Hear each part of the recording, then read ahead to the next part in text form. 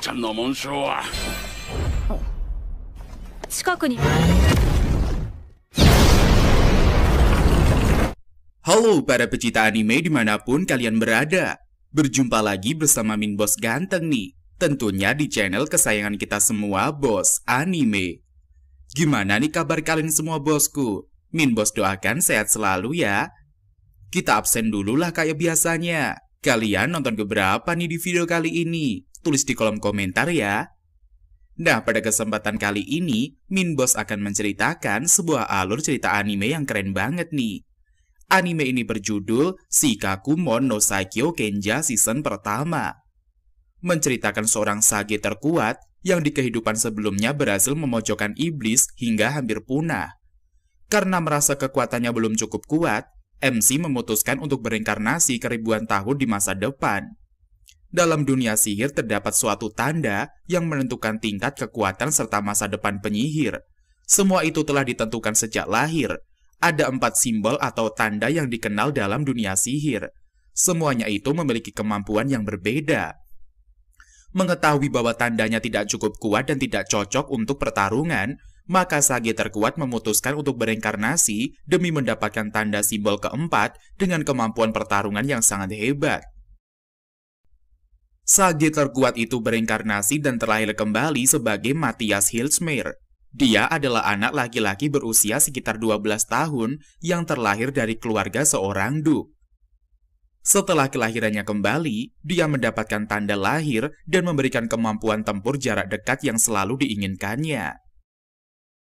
Tapi sebelum kita masuk ke alur ceritanya, jangan lupa untuk like dulu video ini dan bantu sampai tembus ke 1000 like lah, agar Min Bos semakin semangat untuk membahas alur cerita anime yang lebih keren lainnya.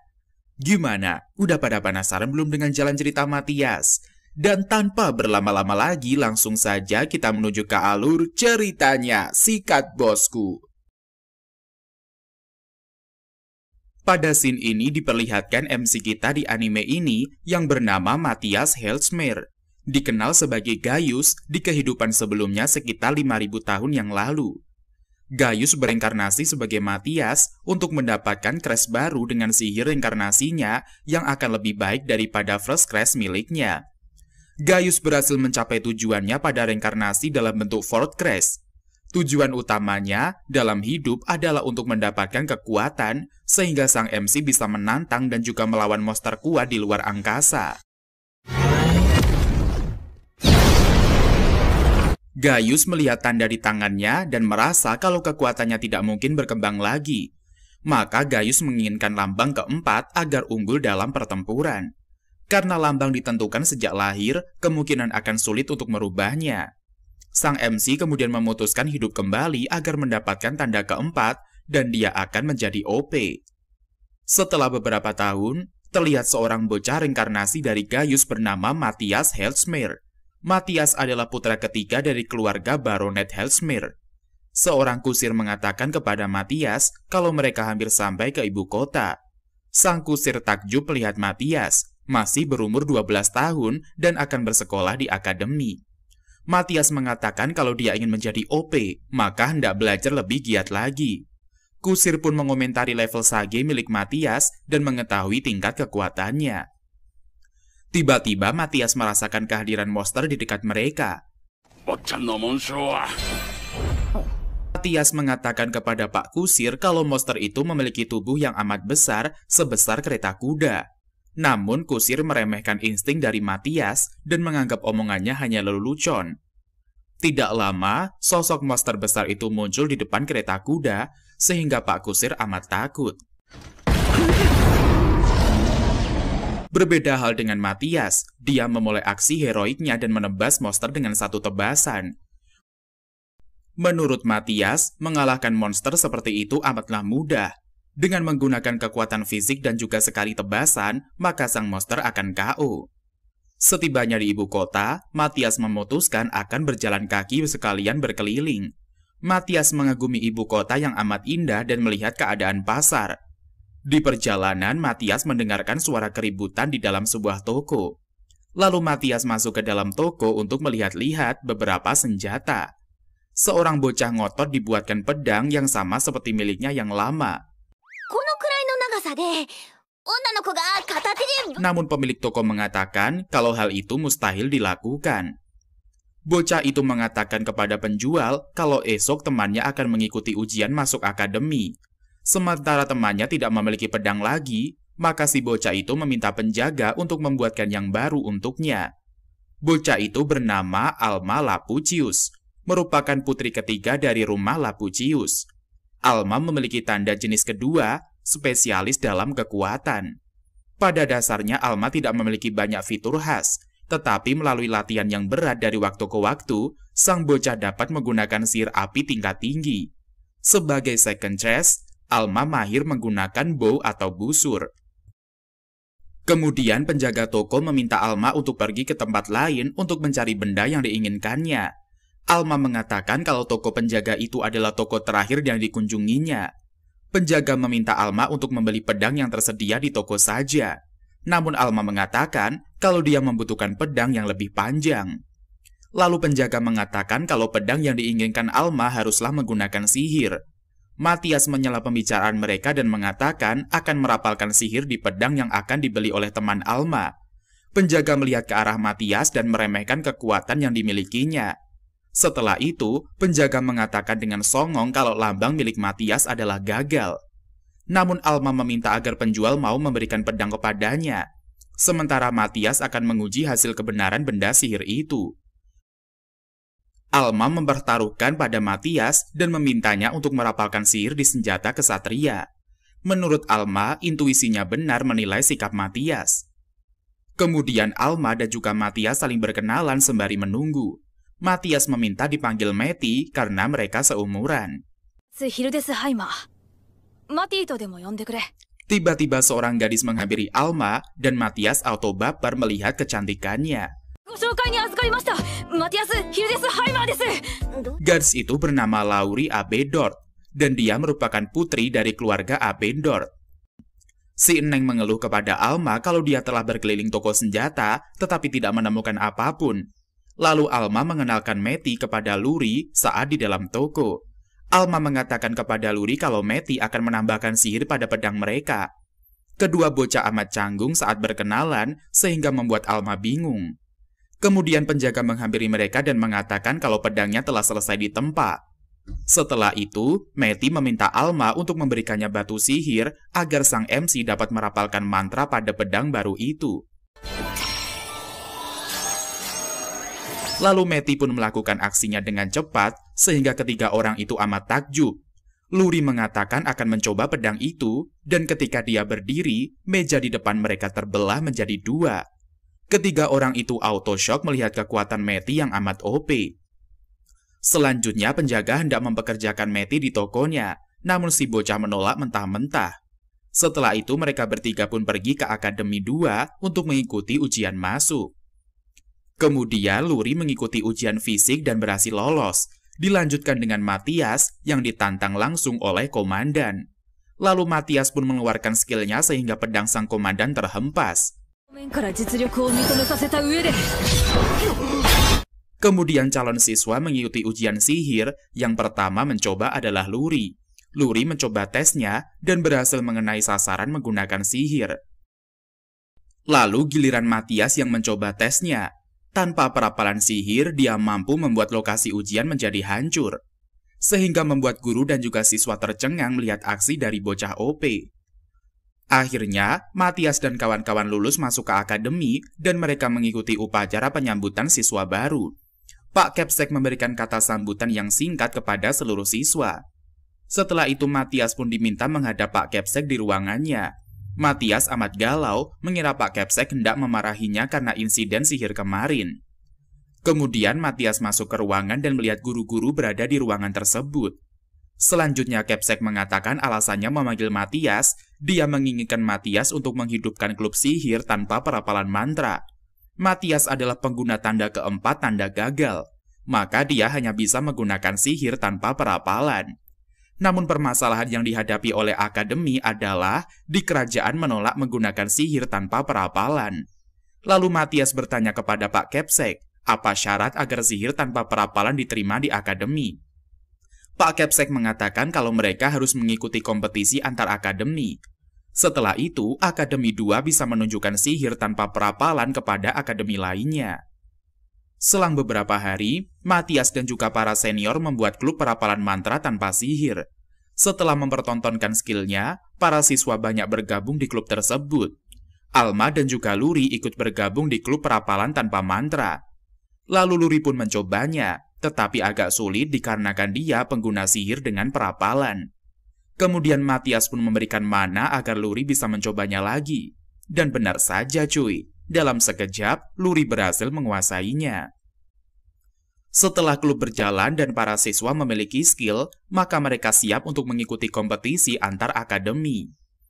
Singkat cerita, sebulan kemudian tibalah acara kompetisi dan Matias hendak bersiap-siap tampil.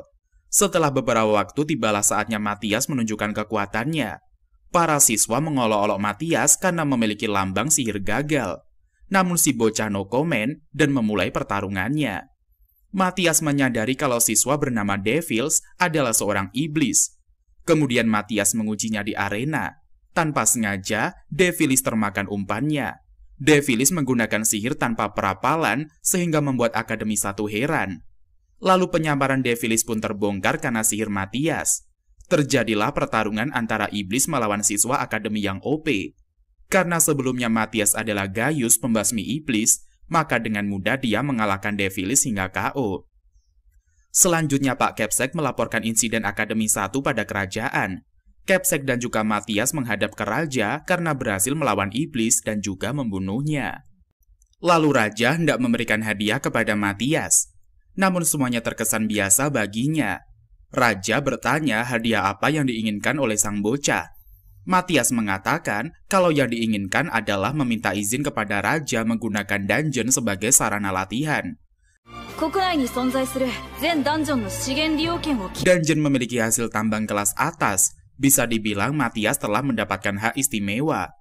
Raja pun memberikan izin kepada Matias untuk memakai dungeon. Setelah itu sang raja curcol kepada Matias, dia mengatakan di kerajaan telah kehilangan 4 murid sihir sebanyak 4 orang. Salah satunya ketua perkumpulan sihir bernama Elhard. Raja mengatakan menurut legenda, murid sihir telah ada sejak ratusan tahun yang lalu. Kemungkinan kerajaan telah disusupi oleh iblis selama ratusan tahun. Sedangkan menurut Matias, kalau iblis telah dimusnahkan sejak zaman dahulu. Namun sejak Matias bereinkarnasi ke dunia, dia melihat banyak iblis menyusupi ke dunia manusia. Matias mengatakan kepada raja kalau para iblis hendak mengambil alih kerajaan dan hal itu amat berbahaya. Tetapi karena iblis tidak suka bekerja sama, kemungkinan akan perlu banyak waktu agar mereka bisa menyerang kerajaan. Raja dan juga Capsek amat khawatir mendengarkan informasi itu. Tetapi para iblis bisa dihentikan dengan membuat pelindung raksasa. Maka kerajaan tidak akan diserang iblis dan juga antek-anteknya. Matias menjelaskan kepada raja, pelindung raksasa dibuat dengan magical creator artefak. Selanjutnya siswa Akademi 2 akan membantu membuatnya dalam waktu 1 bulan. Kemungkinan pelindungan raksasa akan segera selesai. Kemudian raja meminta prajurit untuk membawa Matias ke pergudangan sihir. Matias bersama prajurit melihat-lihat tempat sihir itu dan menemukan sebuah pedang. Matias langsung teringat pedang itu adalah pedang dirinya di masa lampau. Matias membuat pedang percobaan setelah meneliti pedang sihir miliknya. Lalu Matias mengatakan kepada prajurit akan mengambil pedang itu agar dijadikan pelindung. Selanjutnya Matias kembali ke akademi untuk melatih para siswa di klubnya. Matias merasa kalau menghilangkan kebiasaan di masa lampau amatlah sangat sulit.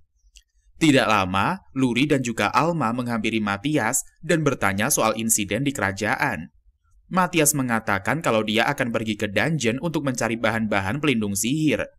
Lalu Matias berpikir kalau dia ingin membuat party dan mengajak kedua temannya itu untuk bergabung. Awalnya Alma dan juga Luri menolak ajakan Matias dikarenakan takut menghambat gerakannya. Namun Matias memberikan tips kepada Luri dan juga Alma agar mereka bisa menggunakan skillnya. Kemudian Alma dan juga Luri menerima ajakan si bocah OP sehingga terbentuklah party mereka.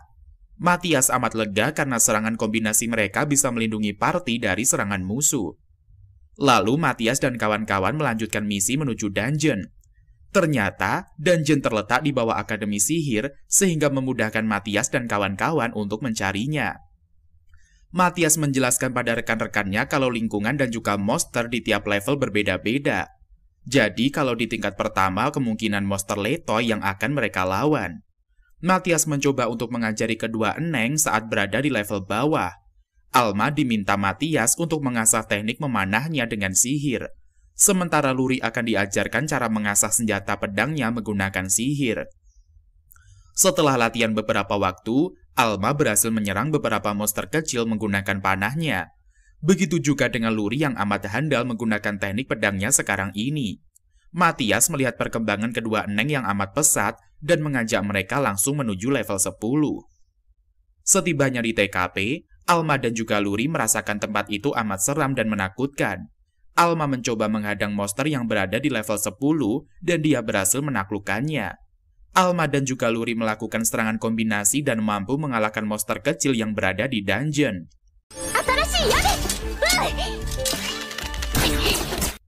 Matias amat lega karena kedua temannya dengan cepat menguasai teknik yang diajarkannya. Akhirnya, tiba di mana monster sulit keluar dari dungeon.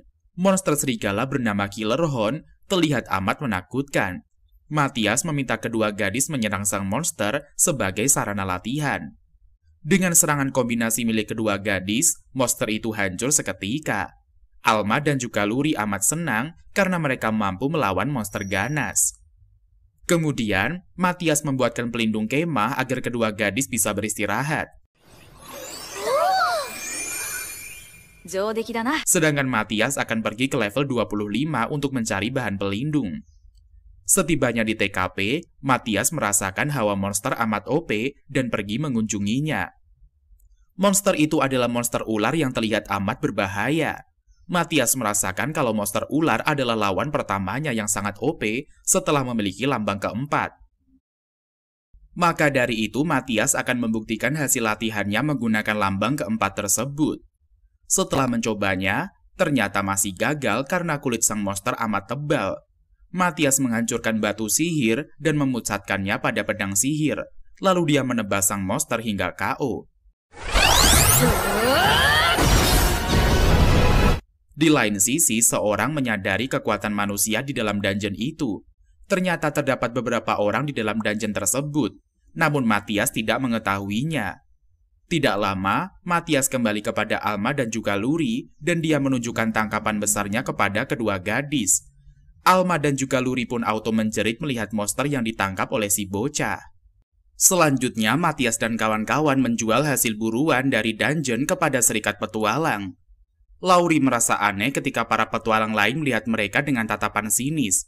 Penjaga mengatakan kalau siswa Akademi 2 selalu berhasil menyelesaikan quest baru-baru ini. Hal itu membuat petualang lain iri dengan skill mereka. Selesai menjual hasil tangkapan, Matias membagi rata penghasilan yang didapat dari party mereka. Luri mengatakan orang yang berkontribusi besar dalam menangkap monster biasanya mendapatkan jatah yang lebih besar. Matias tidak mengetahui hal itu, dikarenakan selama ini dia tidak pernah memiliki teman party. Saat di perjalanan, Matias merasakan keberadaan aura iblis. Kedua gadis itu juga merasakan aura iblis yang jahat menuju Akademi 2. Dari kejauhan, kedua iblis memantau akademi dan mereka curcol bareng mengenai Matias. Kedua iblis itu mencari keberadaan siswa yang berhasil mengalahkan teman mereka bernama Devilis.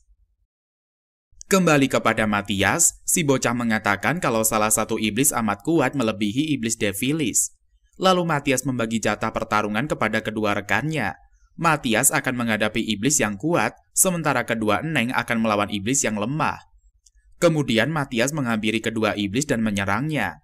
Matias membuat strategi untuk memisahkan kedua iblis agar partinya dengan mudah bertarung.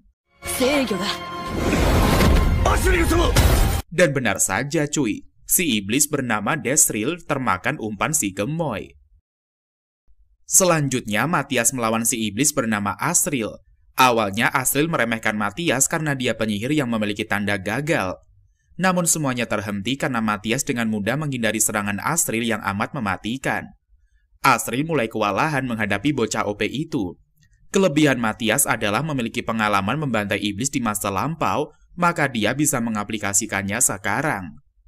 Lalu Matias pun menggunakan kartu trafnya dan si bocah memakai mantra untuk menghalangi aliran sihir di tubuh Asriel.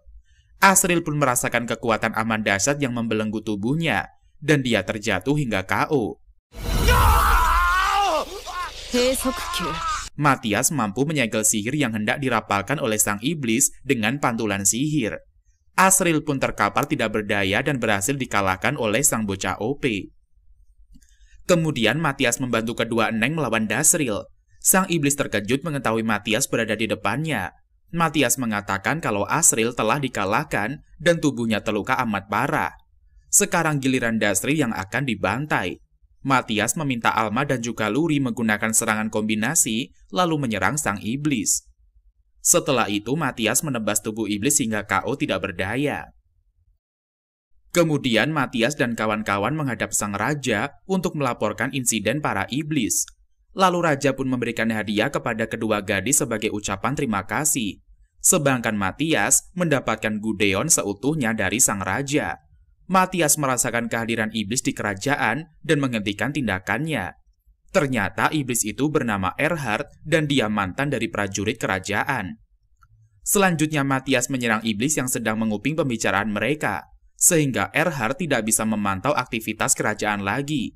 Matias bertanya kepada raja apa yang terjadi dengan daerah kerajaan yang dipantau oleh para iblis. Raja menjelaskan ada sebuah desa yang dahulu diserang oleh Raja Iblis dan sekarang dihuni oleh pasukan iblis. Matias mengatakan kepada raja kalau dia dan juga partinya akan menuju desa itu. Sementara Pak Kepsek mengambil alih tugas Matias. Dia meminta para siswa untuk menjelajahi Gudeon dan mencoba mencari bola pelindung sihir. Matias dan kawan-kawan pun memulai perjalanannya menuju desa yang berada di ujung kerajaan. Di perjalanan, Matias dan kawan-kawan bertemu seekor naga legendaris. Matias mengatakan kepada kedua rekannya kalau dia akan mencari informasi melalui sang naga. Matias menghampiri sang naga dan hendak curcol bareng dengannya. Di awal si naga hitam agak songong dengan Matias dan tidak ingin menolongnya. Namun Matias menjelaskan kepada naga kalau dia adalah inkarnasi dari Gaius. Sang naga pun auto terkejut dan takut saat mengetahui si bocah adalah pembasmi iblis. Naga bertanya apa keperluan Matias kepadanya. Matias mengatakan kalau dia hendak meminta naga mengantarkan mereka bertiga ke desa tetangga. Sang naga heran, bukannya Gaius bisa menggunakan sihir perpindahan. Matias menjelaskan kalau dia sekarang memiliki tanda keempat, yaitu tanda kegagalan. Naga pun mulai curhat kalau dia sekarang sedang cedera. Lalu naga menunjukkan kepada Matias luka yang berada di sayapnya. Matias mulai paham kenapa naga tidak mau membantunya. Kemudian, Matias menggunakan sihir penyembuh agar sang naga bisa terbang dan mengantarkan 3 sekawan itu ke TKP. Setelah berhasil disembuhkan, Matias memperkenalkan naga kepada kedua teman-temannya. Kedua Eneng itu terkejut melihat naga bisa berbicara dan memiliki suara yang imut. Lalu Matias and the gang terbang bersama sang naga menuju desa tetangga. Di perjalanan, Matias meminta naga hitam untuk mengendalikan kecepatannya karena membawa penumpang. Naga hitam bernama Iris dan dia adalah teman lama Gaius di masa lampau. Di era zaman now, Gaius adalah seorang dewa yang melegenda. Begitulah kepercayaan manusia dan juga penyihir mengenai Gaius, sosok Matias sebelum reinkarnasi. Sang MC baru mengetahui fakta mengenai dirinya di zaman ini. Lalu dengan lantang Matias memberikan perintah kepada Iris agar terbang menuju desa perkampungan para iblis. Selanjutnya Matias melihat iblis menjaga menara dan dia langsung membantainya. Alma bertanya-tanya apakah Matias seorang manusia. Iris berkata dengan wajah ketakutan, untung saja dia bukan musuh sang bocah. Menurut Matias terdapat banyak mana di dalam istana reruntuhan itu.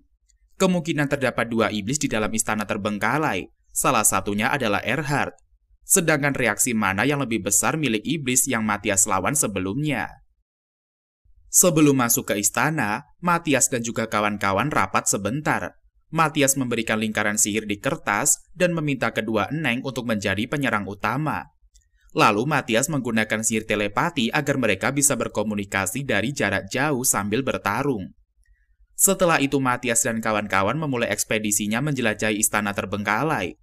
Setelah melihat sekeliling, Matias menyadari kalau musuh menggunakan sihir persembunyian. Matias menyampaikan hal tersebut kepada rekannya melalui sihir telepati. Matias menjelaskan kalau kedua iblis memakai tipe sihir yang menutupi emosi mana. Lalu Luri menggunakan sihir pelacak dan mendapatkan keberadaan salah satu iblis di TKP. Matias mengatakan kepada Luri kalau dia akan memberikan sihir pengacau kepada iblis yang bersembunyi itu.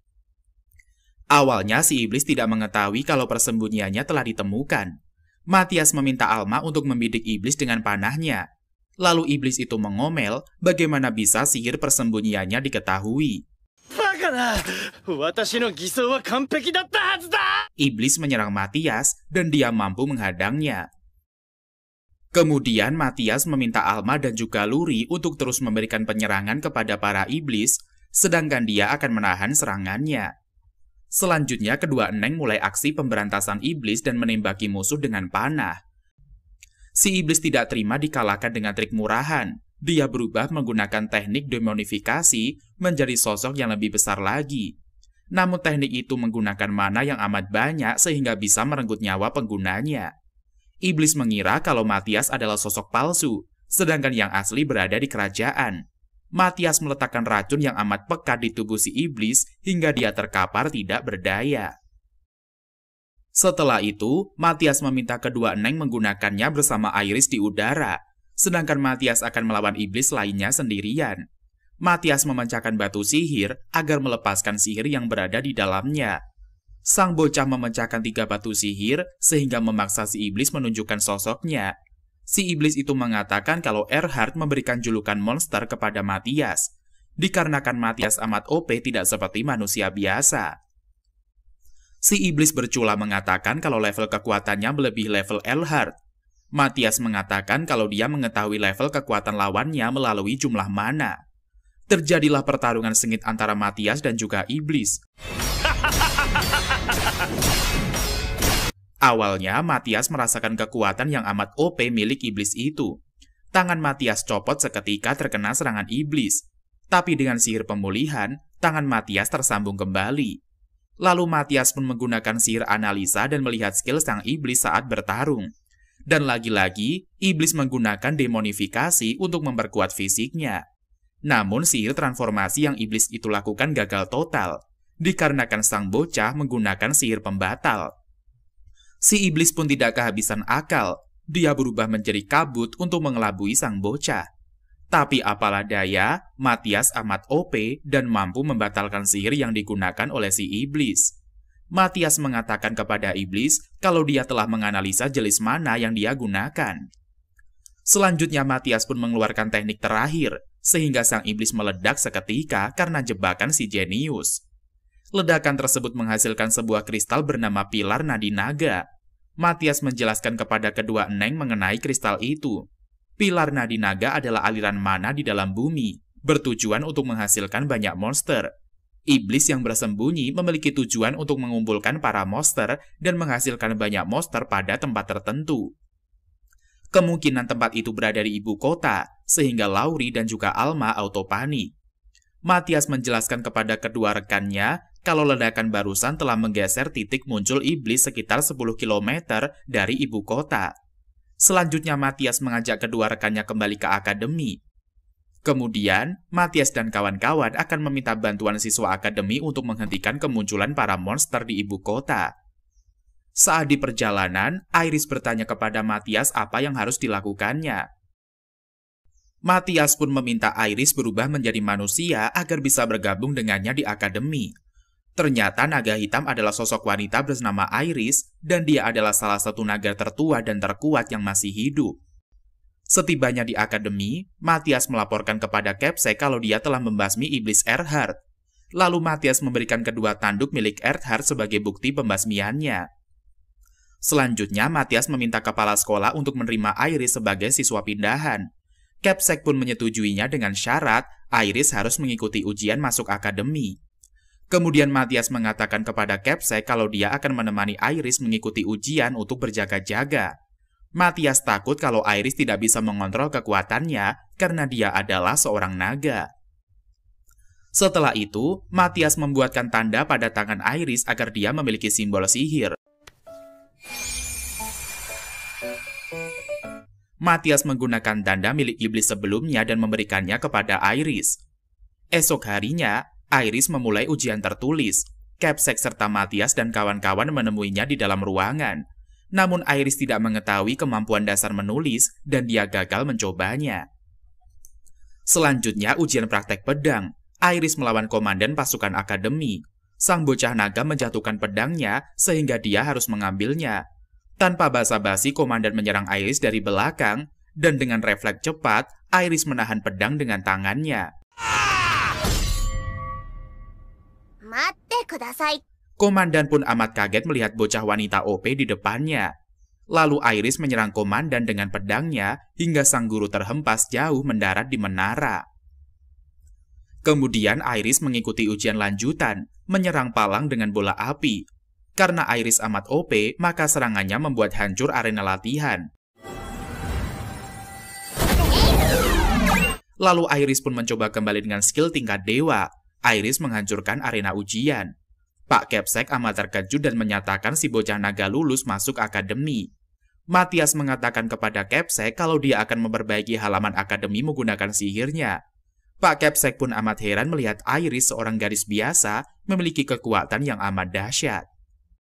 Keesokan harinya, Matias dan juga Capsek memantau perkembangan pencarian para siswa di Gudeon. Capsek mengatakan kalau mereka kekurangan lambang mulia sebagai pelengkap untuk membuat pelindung besar. Capsek memberitahukan kepada Matias kalau lambang mulia hanya terdapat di Akademi 1. Setelah itu Raja meminta Capsek Akademi 1 menemui Capsek Akademi 2. Terjadilah perdebatan di antara kedua kubu dikarenakan dari zaman dahulu kala mereka adalah musuh bebuyutan. Capsek Akademi 2 langsung to the point meminta siswa Akademi 1 yang memiliki lambang mulia agar membantu kerajaan. Namun Capsek 1 menolaknya karena dia tidak sudi siswanya membantu Akademi 2. Kemudian Matias menawarkan pilihan kepada Capsek 1. Apabila mereka menang kompetisi, maka dia akan membantu Capsek 2. Capsek 1 menyetujuinya dengan syarat Matias dan juga partinya tidak boleh menjadi peserta kompetisi. Matias dengan lantang menerima persyaratannya, dan kompetisi akan diadakan 2 hari lagi. Setelah 2 hari, tibalah saatnya kompetisi dimulai. Akademi 2 mengutus 5 siswa melawan peserta Akademi 1. Pertandingan pun dimulai. Sekumpulan siswa Akademi 1 melawan 5 siswa Akademi 2. Kelima siswa memulai aksinya di arena dan mampu melumpuhkan sekumpulan siswa yang memakai sihir perapalan. Lalu Capsek 1 pun komen mengenai pertarungan yang curang itu. Capsek 1 mengatakan kalau kelima siswa yang diutus adalah monster. Kemudian Capsek 1 meminta Iris untuk mewakili Akademi 2 untuk bertanding. Namun saat Iris memegang pedang, benda itu langsung peot seperti karet. Capsek 1 amat kaget dan mengatakan seluruh siswa Akademi 2 adalah monster. Pak Capsek 2 mengatakan kalau Raja meminta seluruh Akademi Sihir mempelajari sihir tanpa perapalan mantra. Tetapi Capsek 1 menolaknya dan tidak menuruti titah Raja. Tiba-tiba Raja nongol di tempat itu dan memberikan hukuman kepada Capsek 1. Lalu Capsek Psycho itu ditangkap oleh prajurit kerajaan agar ditahan. Selanjutnya, Raja meminta para siswa Akademi 1 belajar mengenai sihir tanpa perapalan dan membantu Akademi 2 membuat pelindung untuk kerajaan. Selang beberapa waktu, Matias dan juga partinya pergi mencari penghalang. Matias mengajari kedua eneng ilmu sihir agar bisa mengontrolnya. Sembari mencari penghalang, Matias melatih Alma dan juga Luri untuk mengasah kemampuannya. Yang menjadi masalah adalah Iris, karena belum bisa mengendalikan kekuatannya yang sangat OP. Matias meminta Luri membuat segel dari batu sihir untuk memanggil monster. Selanjutnya, Iris diminta untuk meletakkan namanya secara perlahan-lahan di batu sihir. Namun si bocah amat OP sehingga memanggil monster yang amat seram. Iris memanggil naga besar di dalam Gudeon sehingga tempat itu hampir roboh. Lalu sang MC menggunakan kejeniusannya untuk mengalahkan naga itu. Matias meletakkan di setiap sudut batu sihir dan juga segel cahaya. Kemudian Matias memerintahkan Iris untuk mengecoh sang naga hingga dia marah. Selanjutnya Luri pun memantrai anak panah sehingga Alma bisa menyerang naga itu. Serangan kombinasi dilancarkan agar naga bisa masuk perangkap si jenius. Setelah itu, Matthias meminta Iris agar mengolok-olok sang naga. Sang naga amat marah dan menyemburkan api dari mulutnya. Kemudian semburan naga mengenai jebakan Matthias dan berhasil meledakkan sang naga. Iris dan juga yang lainnya selamat dari ledakan itu, begitu juga sang MC yang mampu menghindari ledakan itu. Lalu mereka pun kembali ke akademi dan Matthias melatih ketiga gadis agar mampu mengendalikan kekuatannya. Iris dibantu oleh Alma untuk melatih keseimbangannya menggunakan tubuh manusia. Sementara Matthias sedang memantau Luri membuat senjata sihir untuknya. Dengan ajaran sang master, maka Luri berhasil menciptakan sebuah pedang yang baru. Matthias meminta Luri untuk mencoba pedang tersebut dan dia mampu membelah batu besar. Begitu juga dengan Alma yang berhasil memakai busurnya dengan baik. Dilanjutkan dengan Iris dengan tombaknya yang mampu menghancurkan benda-benda keras di hadapannya. Setelah partinya memiliki skill yang hebat, maka Matthias akan fokus membuat penghalang kerajaan. Selanjutnya mereka akan memberantas iblis di ibu kota hingga musnah. Sebenarnya, Matthias ingin meninggalkan ibu kota setelah misinya terselesaikan dengan baik. Di lain sisi, pemimpin iblis dan juga pasukannya bersiap-siap akan melakukan perlawanan kepada para ras manusia. Kemudian Pak Kepsek mengumpulkan para siswa yang menggunakan sihir tanpa perapalan. Kepsek mengajak siswanya untuk membantu Matthias yang sedang membuat pelindung kerajaan. Berpindah pada Gudeon, Matthias sedang melakukan persiapan mencari alat-alat sihir untuk membuat penghalang sihir. Luri dan juga Alma memberikan laporan kepada Matthias kalau detektor sihir mendeteksi reaksi aneh. Matthias menduga reaksi ini bersumber dari iblis. Luri mengira kalau rencana mereka telah bocor dan diketahui oleh iblis. Matthias menduga kemungkinan iblis menggunakan sihir transportasi yang disebut dengan Magic Road. Dikarenakan Matthias sedang sibuk, maka dia meminta kedua Eneng mengurus detektor sihir tersebut. Lalu Luri dan juga yang lainnya bergegas menuju tempat detektor itu. Sebelumnya, Matthias telah memberikan aba-aba kepada kedua Eneng agar mereka bisa menyelesaikan misi tersebut. Matthias meminta Luri untuk menggunakan skill sihirnya menghentikan detektor sihir. Setibanya di lokasi, Luri merapalkan sihir kepada anak panah milik Alma. Lalu Alma menembakkan panah itu kepada iblis yang keluar dari mesin detektor sihir. Begitulah terus berlanjut, sehingga detektor tertutup dan iblis tidak bisa menyerang kembali. Kedua gadis itu mampu membasmi iblis tanpa bantuan Matthias. Setelah itu mereka kembali dan melaporkan hasil kerjanya. Matthias memuji kedua rekannya itu. Luri mengatakan kalau mereka merasakan mana yang amat kuat berasal dari ibu kota. Matthias sudah menduga kalau iblis akan menyerang, namun mereka mengirim iblis terlemah. Oleh sebab itu, Matthias meminta Luri dan juga Alma untuk mengulur waktu sampai dia siap membuat penghalang. Kemudian kedua Eneng itu bergegas menuju Akademi 2 dan bertemu dengan Pak Kepsek. Pak Kepsek memberikan pemberian Matthias kepada Luri dan juga Alma. Luri mendapatkan sekumpulan batu sihir untuk dijadikan senjata saat menghentikan iblis. Tidak lama dari langit, muncul portal sihir dan mengeluarkan iblis. Iblis itu menyerang Akademi 2 dengan sihirnya, mengira tempat itu akan hancur. Namun setelah dia melihatnya, pelindung sihir mampu menangkis serangan sang iblis. Kepsek pun memberikan aba-aba kepada siswa untuk menyerang balik sang iblis. Tetapi serangan para siswa dengan mudah ditepis olehnya. Iblis meremehkan manusia yang amat letoy dan berani mengganggu kehidupan para iblis. Sementara Luri masih membuat lingkaran sihir menggunakan batu sihir. Namun persiapannya memakan waktu yang lama, sehingga Kepsek dan juga siswa lainnya harus mengulur waktu untuknya. Luri berjuang menggunakan sihirnya agar bisa membuat lingkaran sihir pada panah tersebut. Karena semangat dari para siswa membuat Luri termotivasi dan berhasil membuatnya.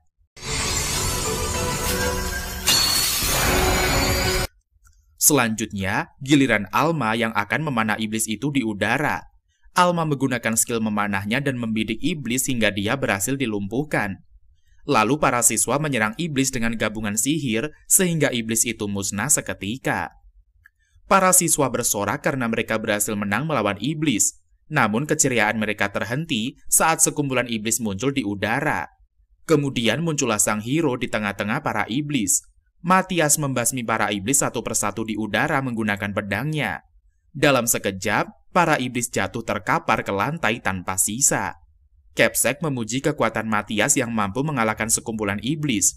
Matthias mengatakan hal tersebut dikarenakan pedang buatan Luri.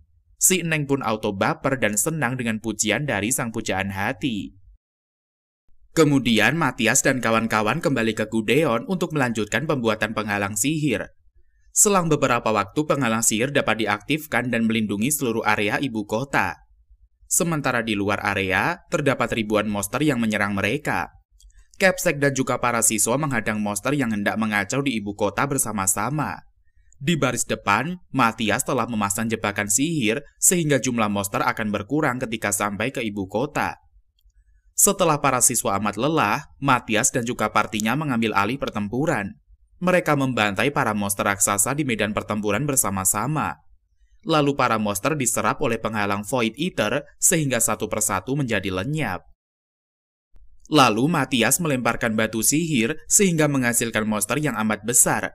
Kemudian Matthias membasmi monster besar dengan sisa mana yang dimilikinya.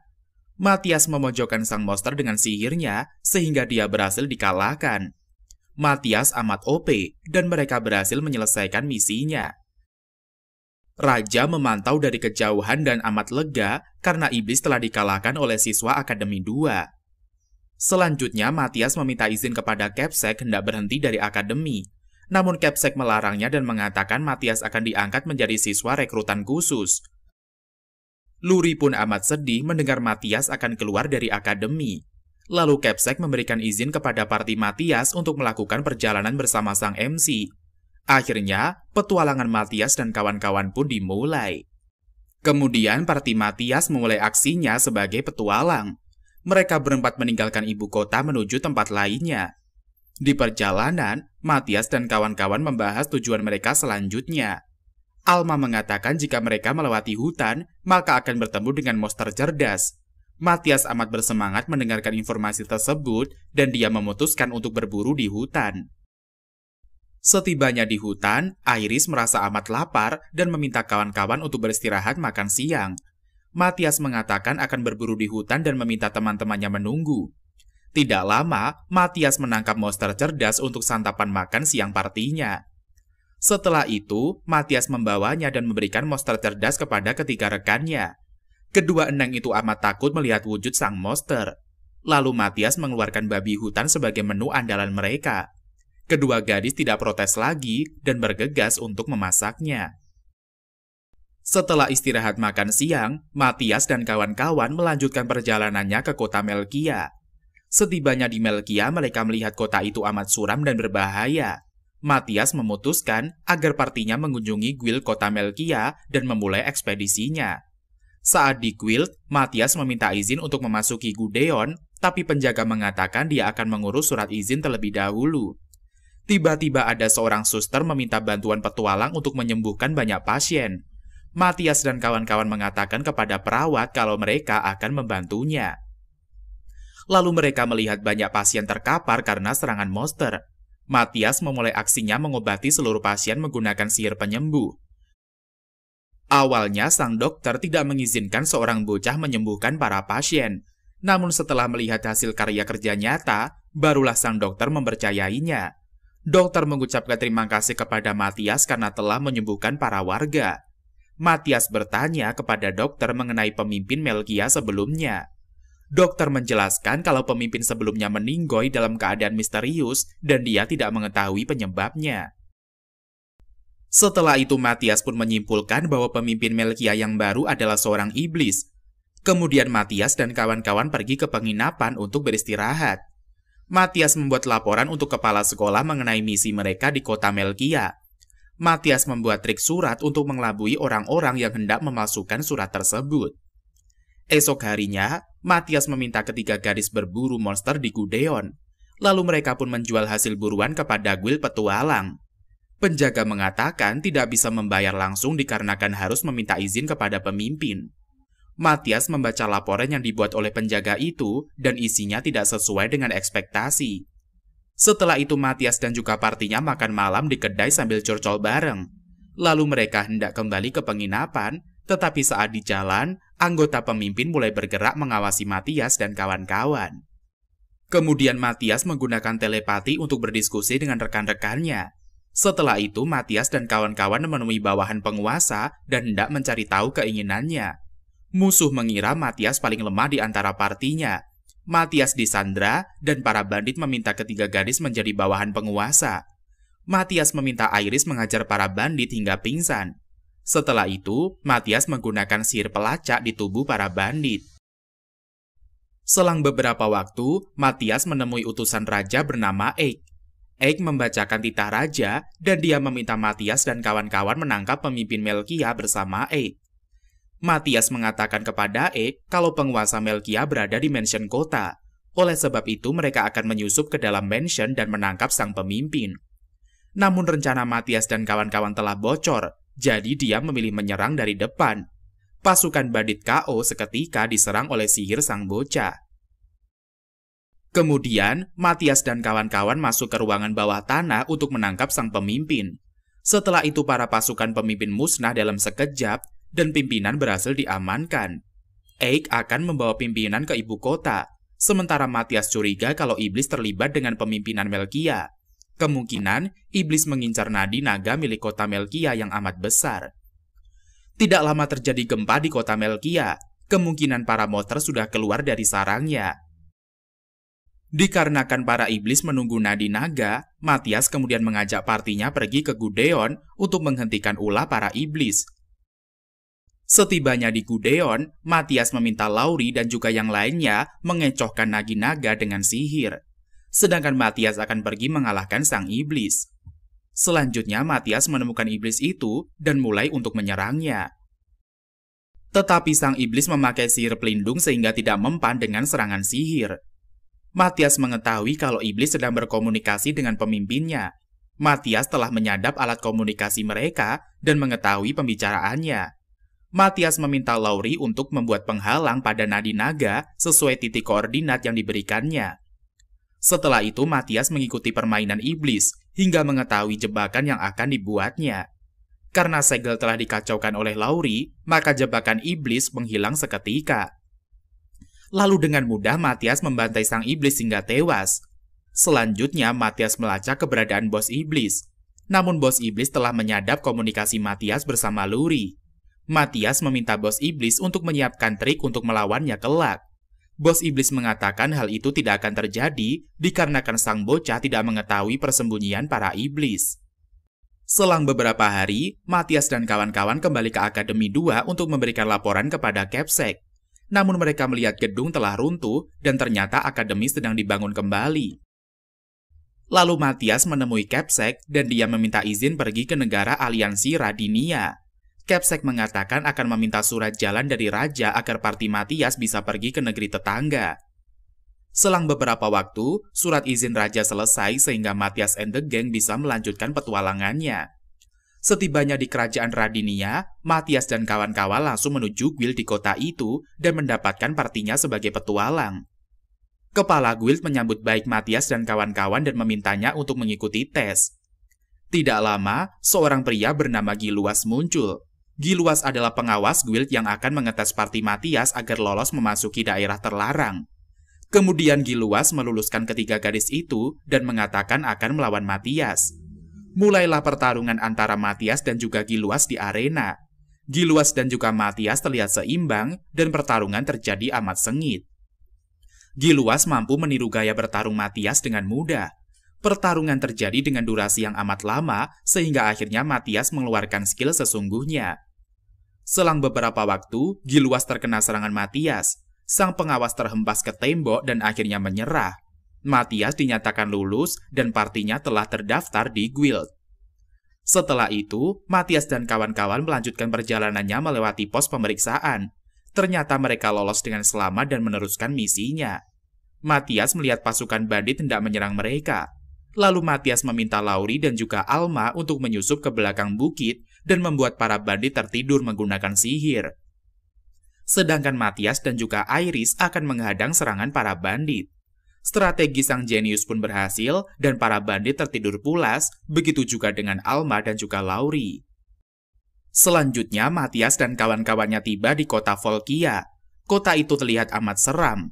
Lauri merasakan terdapat beberapa iblis berada di ibu kota. Matias mengatakan Kalau kota Volkia telah dihuni oleh banyak iblis, kemungkinan terdapat beberapa sub-iblis di kota itu dan mereka memiliki kelompok.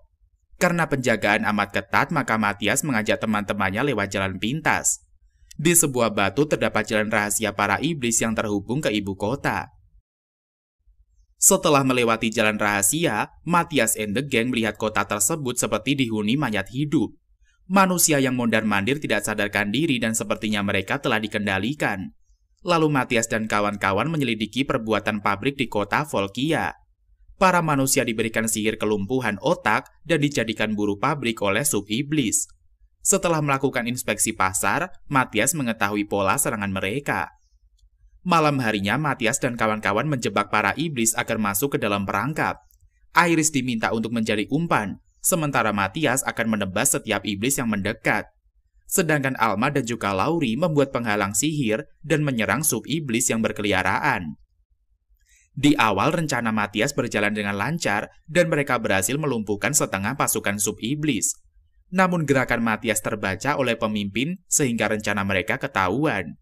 Pemimpin sub-iblis mengumpulkan anggotanya di atas atap. Mereka akan menjebak Matias dan kawan-kawan menggunakan kristal api. Namun Giluas muncul di sela-sela rapat para sub-iblis. Giluas menumbangkan setengah anggota dari pemimpin. Lalu Matias bersama Iris membabat habis pasukan sub-iblis. Tinggallah Giluas melawan pemimpin, dan mereka bertarung amat sengit. Giluas meminta agar Matias tidak ikut campur meskipun lawannya amat OP. Sang MC memutuskan menjadi penonton dan melihat kemampuan Giluas yang meningkat amat pesat. Meskipun mendapatkan cedera di tubuhnya, semangat bertarungnya amat kuat. Giluas mengeluarkan skill sihirnya sehingga melukai sang pemimpin. Selanjutnya, Giluas menggunakan teknik terakhirnya dan pemimpin berhasil dilumpuhkan. Begitu juga dengan Giluas yang mendapatkan cedera lumayan parah. Tapi tiba-tiba pemimpin hidup kembali dan hendak menyerang kedua eneng, namun dihentikan oleh Matias. Kemudian tubuh Su-Iblis melebur menjadi debu. Matias menduga kalau itu adalah ulah dari bos besar iblis. Setelah Giluas disembuhkan, dia mengambil alih kota Volkia sebagai pemimpin sementara. Giluas mencari kepala pabrik kota Volkia dan memintanya menata ulang kota tersebut. Lalu Giluas pun pamit kepada Matias dan dia akan terus melatih kekuatannya. Sementara Matias dan juga partinya melanjutkan ekspedisinya ke tempat lain. Selanjutnya, Matias dan kawan-kawan tiba di reruntuhan kuno. Mereka hendak mencari alat-alat sihir dalam reruntuhan itu. Matias berkata di dalam hatinya kalau dia telah menciptakan reruntuhan kuno itu. Setibanya di dalam reruntuhan, Matias meminta Lauri dan juga Alma untuk mencari senjata sihir yang bisa dipergunakan. Sementara Iris sibuk mencari makanan di dalam reruntuhan. Lalu Matias mencoba alat deteksi sihir buatannya di masa lampau. Kemudian Matias pun meletakkan bola sihir dan melacak keberadaan bos iblis. Alat deteksi melacak keberadaan bos iblis sehingga Matias mengetahui identitas aslinya. Bos iblis bernama Zardias, dan dia luar biasa OP. Bahkan Matias tidak sanggup menghadapinya meskipun bersama dengan partinya. Kemudian, Matias baru teringat kalau dia telah menciptakan pedang sebelumnya. Maka Matias melacak keberadaan senjata itu dan ternyata berada di gudang istana. Matias dan kawan-kawan terbang kembali ke kerajaan Eis untuk mengambil pedang itu. Tetapi Zardias menyerang mereka saat menuju ibu kota. Matias meminta Lauri dan juga Alma untuk pergi ke istana mencari pedang itu. Sementara Matias dan juga Iris akan menahan Zardias. Setelah itu Zardias nongol melalui portal dimensi dan langsung menyerang Matias. Serangannya hampir mengenai Iris, namun dengan cepat dihentikan oleh Matias. Zardias terlihat amat kuat sehingga Matias kewalahan menghadapinya. Zardias menggunakan pedang sakti dan langsung menebas Matias. Si bocah menghindari serangan sang iblis menggunakan pedangnya. Di lain sisi, Lauri dan juga Alma tiba di istana dan hendak mengambil pedang itu di gudang. Para penjaga menghalangi mereka dan mengira Lauri dan juga Alma adalah penyusup. Lalu Raja menghampiri Lauri dan meminta penjaga memberikan izin agar kedua gadis mencari senjata yang diinginkannya. Kembali pada pertarungan, Zardias mulai meremehkan kekuatan Matias yang tidak bisa melawannya. Bahkan Matias mengalami cedera yang lumayan parah karena serangan dari sang iblis. Matias berharap Lauri dan juga Alma segera menemukan pedang tersebut. Zardias mengetahui niat Matthias yang hendak mengulur waktu untuk melawannya. Zardias mengatakan kalau Matthias tidak mungkin menang melawannya dengan kekuatan yang amat letoy. Zardias mengatakan telah mengirim iblis penyusup untuk membunuh kedua teman Matthias. Berpindah pada kedua eneng, mereka dihadang oleh iblis, namun dengan serangan kombinasi iblis itu KO seketika. Tetapi muncul satu iblis yang menyandera kedua teman sekolah mereka. Iblis itu mengancam akan membunuh kedua siswa jika Lauri dan juga Alma tidak menyerahkan pedang itu. Sedangkan Matthias mati-matian melindungi pelindung sihir di ibu kota yang diincar oleh Zardias. Matthias pun amat galau karena mana miliknya telah terkuras amatlah banyak. Jika tidak menggunakan pedang pusaka, maka kesempatan Matthias menang adalah 0%. Akan tetapi Matthias tidak mau menyerah dan memilih melanjutkan pertempurannya. Kembali kepada Lauri dan juga Alma, Kepsek datang membantu mereka membasmi iblis penyusup, sehingga para sandera dapat dibebaskan dan kedua gadis melanjutkan misinya untuk mengantarkan pedang kepada Matthias. Kepsek dan juga timnya menahan iblis penyusup dengan sihir kombinasi. Kemudian Matthias melawan Zardias dengan berbagai trik sihir, tetapi selalu gagal. Bahkan Iris terkena sihir sang iblis hingga berubah menjadi wujud manusia. Zardias menusuk jantung Matthias agar dia segera musnah, namun serangan iblis itu gagal kepadanya. Matthias telah bersatu dengan pedang yang diberikan oleh Lauri sehingga dia hidup kembali. Mulailah sang MC melakukan serangan balik kepada Zardias. Zardias mengatakan Matthias tidak mungkin bertahan dengan cedera yang amat parah yang dideritanya. Matthias tidak takut karena dia memiliki mana yang banyak setelah bersatu dengan pedang pusaka. Tanpa basa-basi, si bocah menebas Zardias dengan pedangnya sehingga membuat sang iblis musnah seketika. Sebelum menjadi debu, Zardias mengatakan kalau akan ada iblis yang amat OP yang mengincar Matthias nantinya. Setelah itu Zardias lenyap bersama kegelapan dan pertarungan dimenangkan oleh si bocah OP. Lauri pun auto lari mengejar sang pujaan hati yang sedang terluka, disusul teman lainnya serta Pak Kepsek dan juga para murid akademi. Selanjutnya, Kepsek dan juga keempat bocah menghadap sang raja. Lauri meminta maaf kepada raja atas kelancangannya menerobos gudang istana. Raja mengatakan hal tersebut bukanlah apa-apa, karena pedang pusaka berhasil menyelamatkan kerajaan dan juga para warga dari serangan iblis. Raja memberikan Matthias dan juga partinya ruangan harta karun milik kerajaan. Lalu mereka pergi melihat ruangan itu bersama-sama. Kemudian, Matthias menemukan anak panah yang telah dibuatnya saat di kehidupan sebelumnya. Matthias mencari keberadaan busur dari anak panah itu, namun kerajaan telah menjualnya kepada toko sis yang berada di kota. Matthias dan kawan-kawan pergi mengunjungi toko itu agar mendapatkan kembali busur tersebut. Ternyata busur itu telah dilelehkan menjadi pecahan logam. Matthias pun membeli logam tersebut dan meminta penjaga mengantarkannya ke penginapan. Tidak lama, Kepsek mencari Matthias karena keadaan darurat. Matthias dan kawan-kawan pergi menemui Komandan Kesatria bersama Pak Kepsek. Komandan menjelaskan kepada Matthias mengenai boneka kayu yang ditemukan di perbatasan Kekaisaran Sil. Boneka kayu itu terdapat unsur sihir dan berjumlah sangat banyak. Matthias mendeteksi sumber dari boneka itu adalah energi kehidupan manusia. Kemungkinan boneka itu dikendalikan oleh iblis menggunakan energi manusia. Sedangkan Kekaisaran Sil di bawah bayang-bayang iblis. Lalu komandan meminta Matthias dan juga partinya menjalankan misi untuk menyelamatkan umat manusia.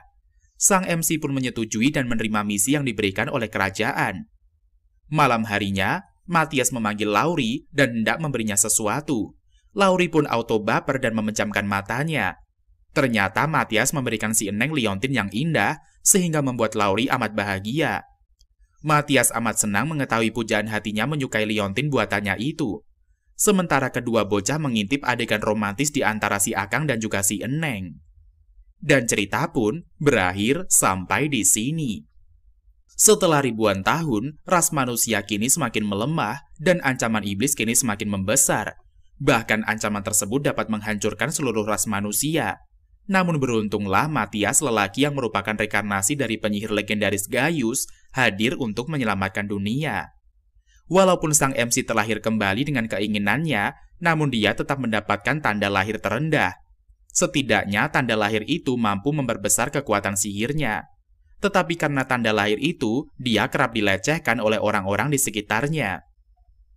Walaupun begitu, sama seperti karakter overpower lainnya, sang MC memiliki sikap yang tenang dan ingin menjadi yang terbaik. Sepanjang 12 episode ini hampir tidak ada tantangan yang berbahaya bagi Matthias dan juga kawan-kawannya. Mereka dapat menyelesaikan masalah itu dengan cepat, sehingga setiap episodenya selalu terlihat dengan jelas sampai akhir. Dan mungkin sampai di sini dulu perjumpaan kita pada video kali ini. Jangan lupa like, komen, dan juga subscribe-nya agar Minbos semakin semangat untuk membahas alur cerita anime yang lebih menarik ke depannya. Terima kasih.